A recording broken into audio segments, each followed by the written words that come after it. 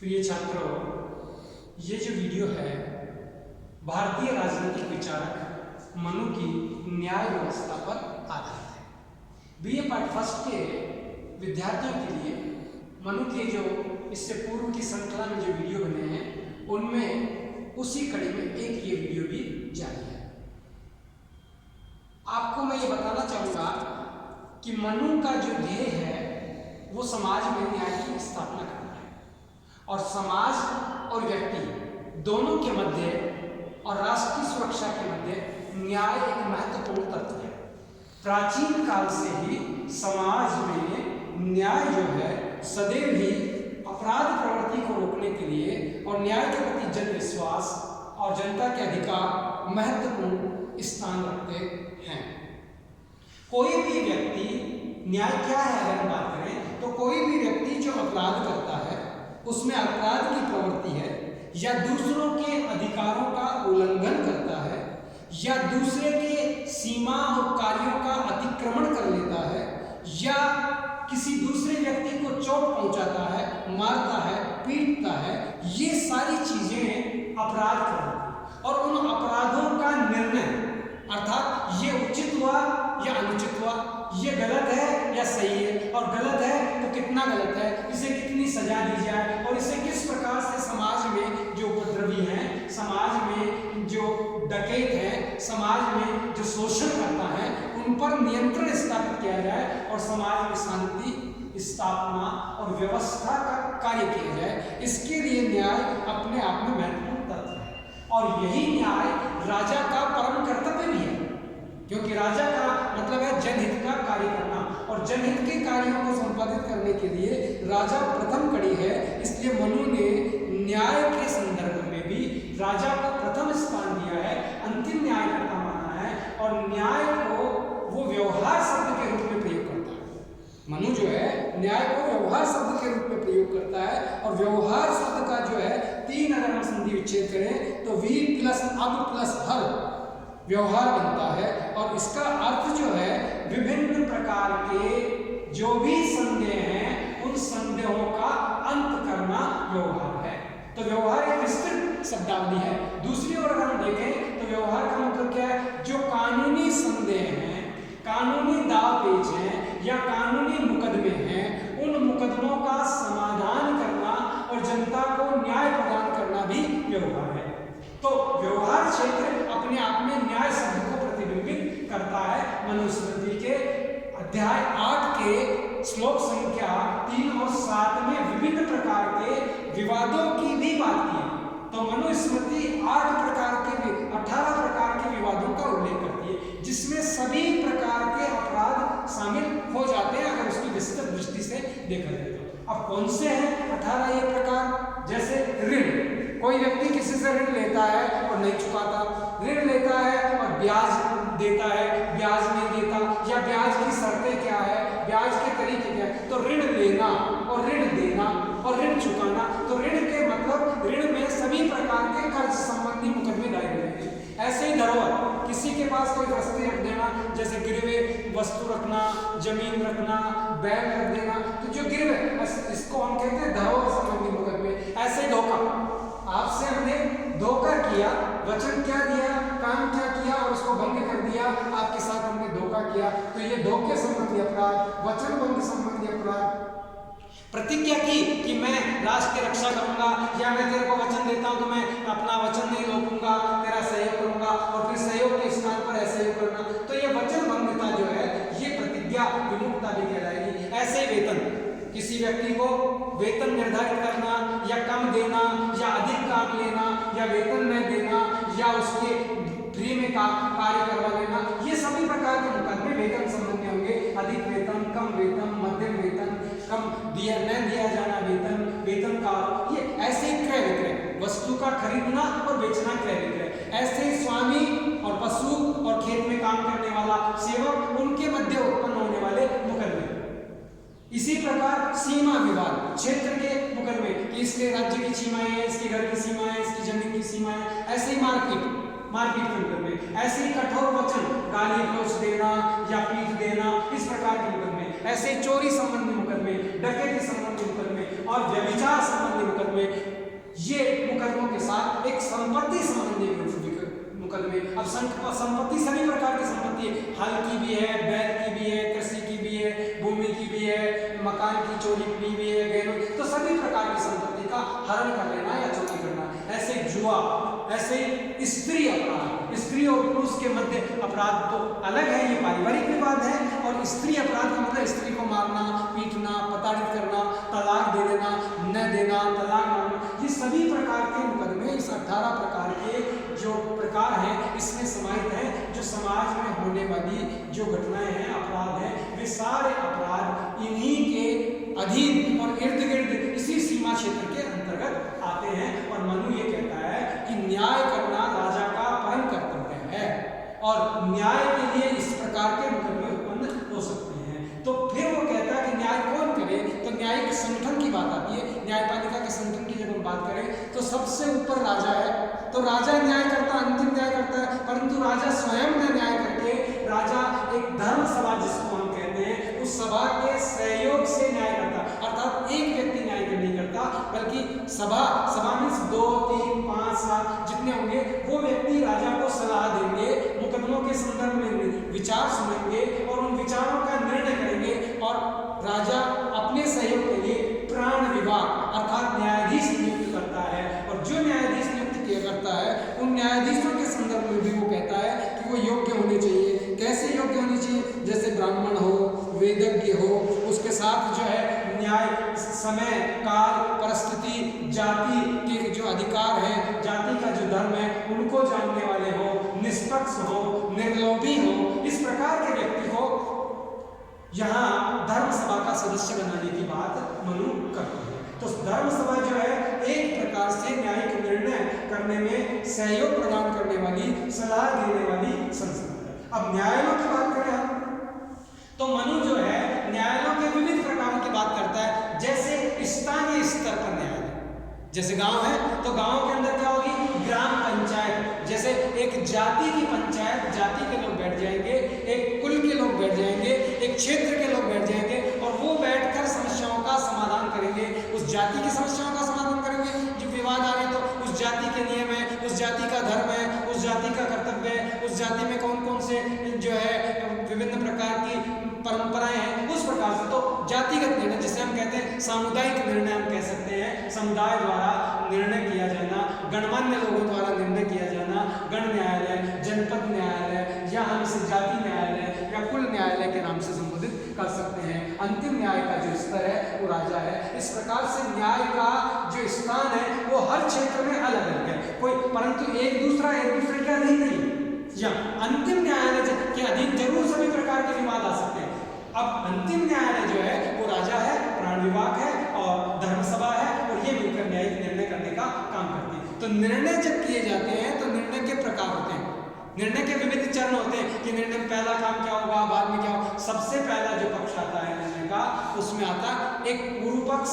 पूर्व पक्ष का मतलब होता है जो वाद दाहिर करता है, अर्थात किसी पर आरोप लगाता है या किसी के बारे में कहता है मुझे उसने मारा, तो ये पूर्व पक्ष कहलाता है। अब इसके बाद होता है प्रतिपक्ष। प्रतिपक्ष का मतलब होता है जिसके विरुद्ध वाद दायर किया गया है, जिसे दोषी माना गया है वाद दायर करने वाले के द्वारा। तो एक पूर्व पक्ष, एक प्रतिपक्ष, ये दो पक्ष होंगे। दो पक्षों के बाद उनके बाद दो पक्षों में भी लिखा जाएगा इसका नाम क्या है, इसका क्षेत्र क्या है, इसकी जाति क्या है, इसका गोत्र क्या है, ये किस प्रकार का अपराध किया इसने, और इसने जो अपराध किया उस समय गवाह कौन थे, किसके सामने ये हुआ, ये सारी डिटेल लिखी जाती है। उस डिटेल के आधार पर उस प्रतिपक्ष को भेजा जाता है तुम्हारे विरुद्ध इस प्रकार की हुई। फिर तीसरा जो स्तर आता है वो आता है क्रियापद। क्रियापद का मतलब होता प्रमाण।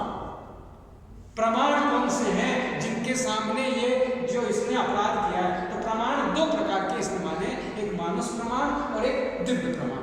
अब मानुष प्रमाण का मतलब था मनुष्य, जो मनुष्य है जिसके सामने हुआ। तो मानुष प्रमाण के भी 3 पार्ट किए गए हैं। एक लिखित प्रमाण कि वो लिखित में दे कि देखिए इस समय इसने हमसे रुपए लिए थे और ये लिख करके डिग्री देके गया था कि तेरी जमीन गिरवी रखी जा रही है और इतने समय बाद लौटा दूंगा, ये ब्याज दूंगा। तो ऐसे प्रमाण क्या है, ये लिखित प्रमाण कहलाएंगे। तो दूसरी ओर मनुष्य लिखित में जो लेकर रहा है या वो समझौता कर रहा है वो लिखित प्रमाण कहलाएंगे। दूसरे प्रमाण होते हैं भोग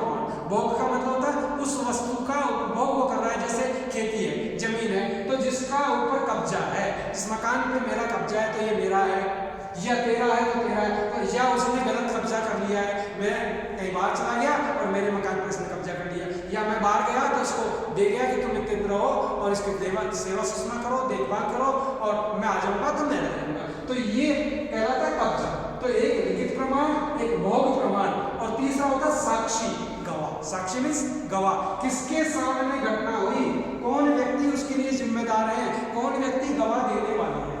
एक तो ये 3 प्रमाणों की बात को करता है मानुष प्रमाण।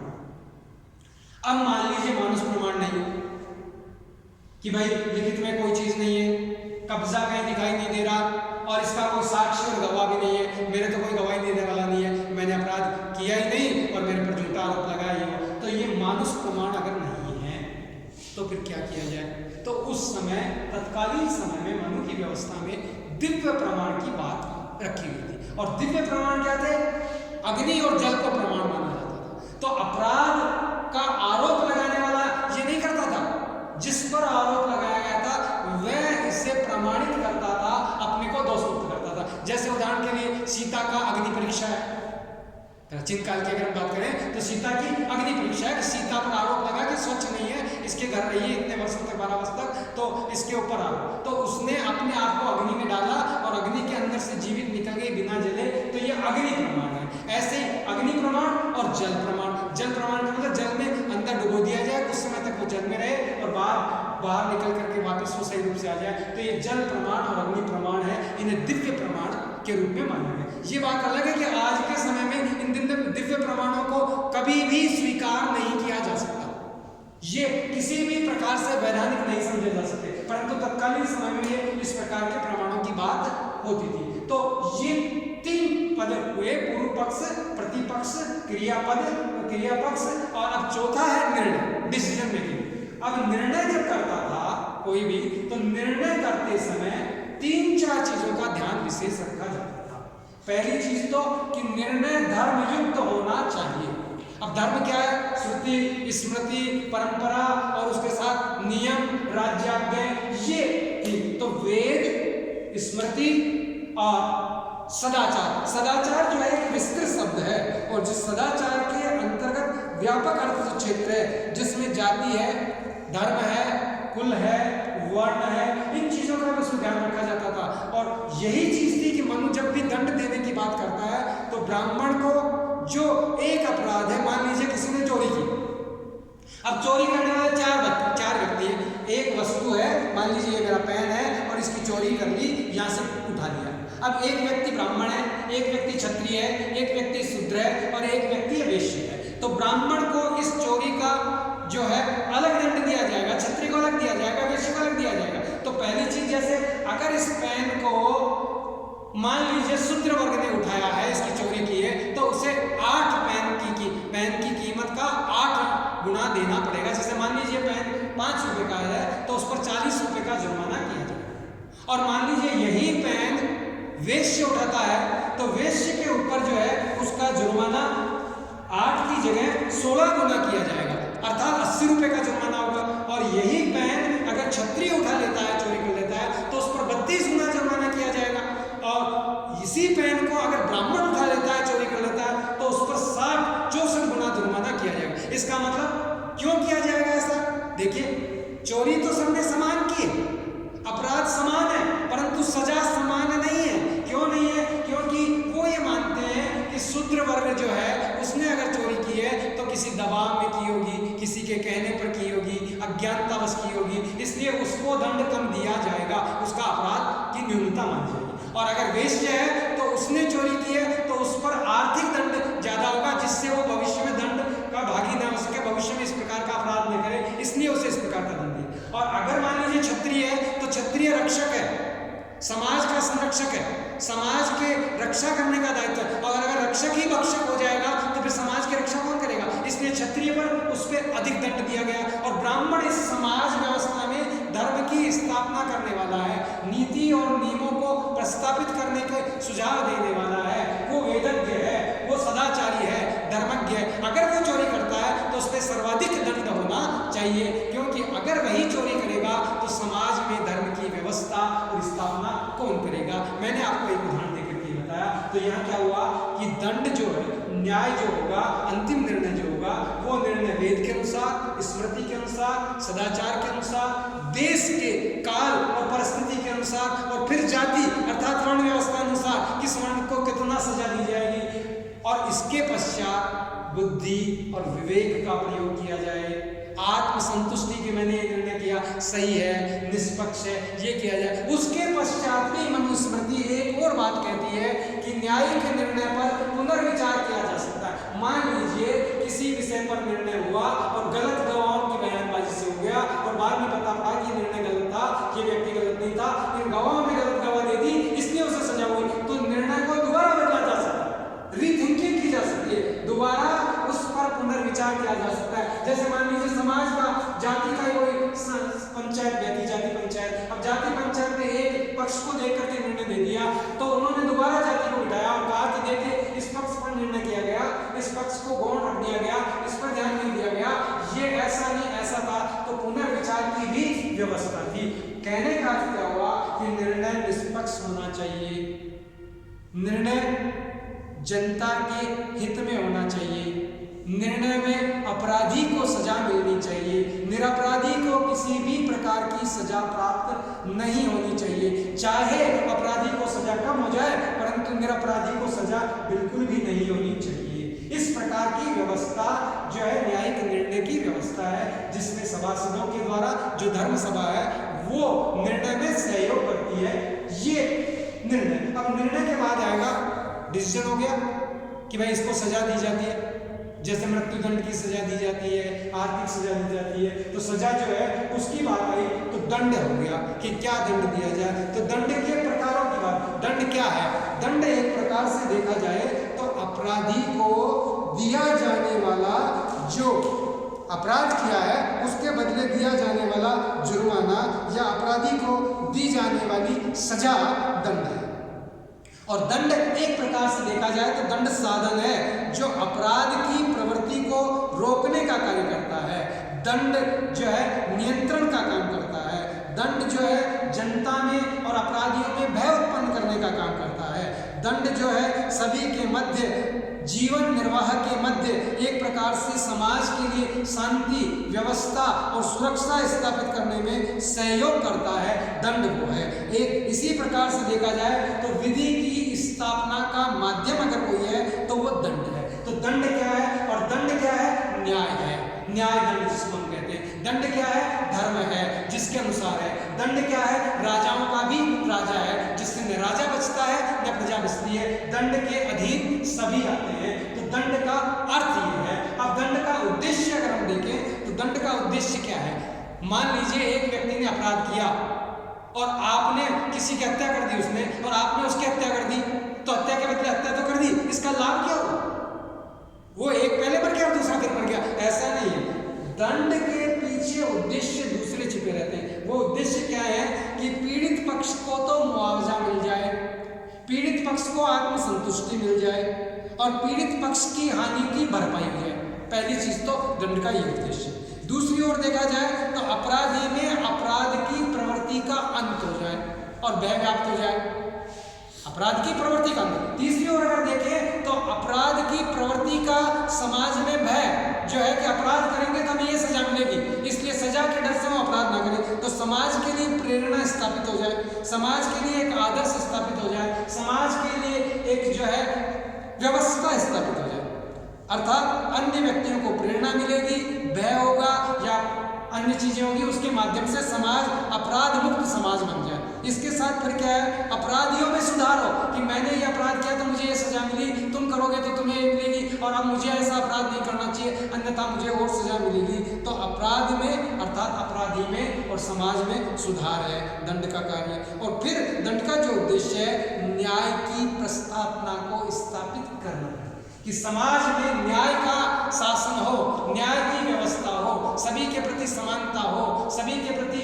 दया, दृष्टि और भाव हो, सभी एक दृष्टि से समान रूप से माने जाएं। ये दंड का उद्देश्य है। तो दंड प्रतीकात्मक भी हो सकता है, दंड जो है जो निषेधात्मक भी हो सकता है, दंड जो है विभिन्न प्रकार के हो सकते हैं। पर यहाँ जो दंड के प्रकार की अगर बात करें तो 4 प्रकार के दंड की मनु बात करता है। और वो 4 प्रकार जो है, एक है वाक्दंड, वाग्दंड, वाग मीन्स वाणी, भाषा, वाग्दंड अर्थात किसी को समझाना है, बुझाना है, उसके साथ है जो कठोर वचन बोल देना है, उसे प्रताड़ित कर देना है, ये वाक्दंड के अंतर्गत आता है। दूसरा आता है दिग्दंड।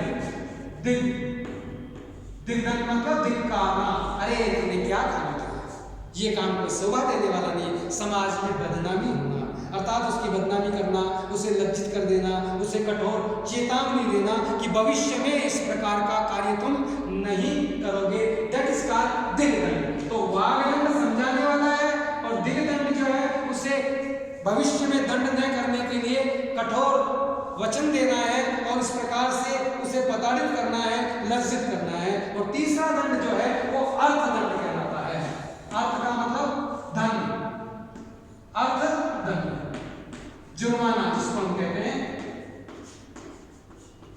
जो मैंने अभी आपको बताया था, पेन का उदाहरण देखेंगे, 8 गुना, दूसरे को 16 गुना, 32 गुना और 64 गुना, ये अर्थदंड है, अर्थात उसके ऊपर जुर्माना कर देना, ये अर्थदंड के क्षेत्र के अंतर्गत आता है। अब इसमें भी मध्यम श्रेणी अर्थदंड भी हो सकता है, अधिक अर्थदंड भी हो सकता है, सामान्य अर्थदंड भी, जैसा अपराध वैसा दंड, ये अर्थदंड का माध्यम है। और इसके पश्चात जो है कायदंड है। काय में शरीर, शारीरिक। अब शारीरिक दंड है चोट पहुंचाना, मृत्यु दंड देना, कोड़े मारना, ये सारे कायिक दंड है, जिसे हम शारीरिक दंड भी कह सकते हैं, काय दंड कहलाते हैं। या दाग देना, जला देना, या जो है इस प्रकार से व्यक्ति को बंदी बना के जेल में डाल देना, देश निकाला दे देना है, उसको जो जिस अंग से उसने अपराध किया उस अंग को भंग कर देना, इस प्रकार के ये जो दंड है, मृत्यु दंड दे देना, ये काय दंड, काय मीन्स शरीर को दिए जाने वाले, काया को दिए जाने वाले दंड काय दंड कहलाते हैं।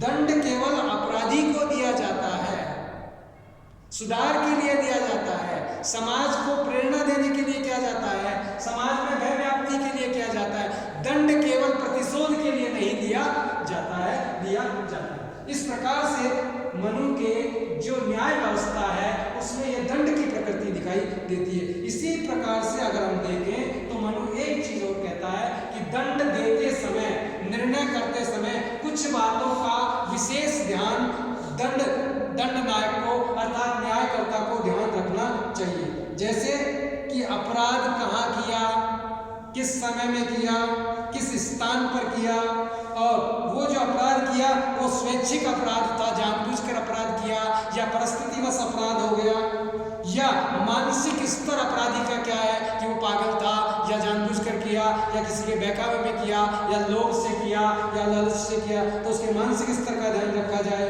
उसकी आयु का ध्यान रखा जाए कि बालक अपराधी है या वृद्ध अपराधी है या युवा प्रौढ़ अपराधी है, ऐसे उसकी शारीरिक क्षमता को ध्यान रखा जाए, उसका शरीर कैसा है, वो बीमार है, अपाहिज है, उसको ध्यान रखा जाए। इसी के साथ उसका सामाजिक स्तर ध्यान रखा जाए, जैसे मैंने कहा शूद्र वर्ण ने अपराध किया है या क्षत्रिय ने किया है, वैश्य ने किया, किस वर्ण का व्यक्ति है उसको ध्यान रखा जाए। उसके पीछे उसका इतिहास ध्यान रखा जाए कि ये अपराधी आदतन है, बार बार करने वाला है, या ये पहली बार अपराध किया है, या ये इससे पूर्व भी अपराध नहीं करता था, परिस्थितिवश किया है, तो उसके जो पीछे का इतिहास है अपराध का उसको ध्यान रखा जाना चाहिए, उसकी जाति को ध्यान रखा जाना चाहिए। ऐसे लिंग का भी ध्यान रखा जाना चाहिए कि अपराध बालिका ने किया है या बालक ने किया है, स्त्री ने किया है या पुरुष ने किया है, वृद्धा ने किया है या वृद्ध ने किया है, क्योंकि स्त्री को कम दंड देने की बात कही है, स्त्री को और पुरुष को दंड देने की बात है। वहां जो स्त्री है क्योंकि वो दूसरे पर निर्भर है,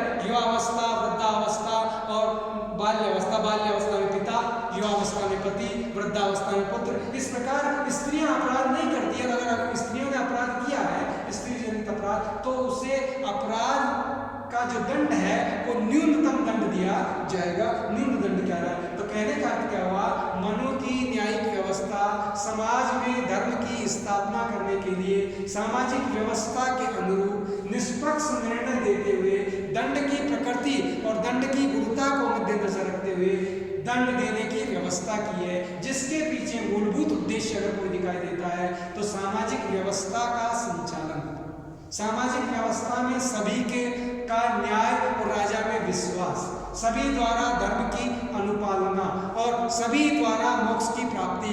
तो शांति, व्यवस्था और सुरक्षा, इसको मद्देनजर रखते हुए दंड की व्यवस्था, न्यायिक व्यवस्था का विवरण मनुस्मृति में पाया जाता है। धन्यवाद।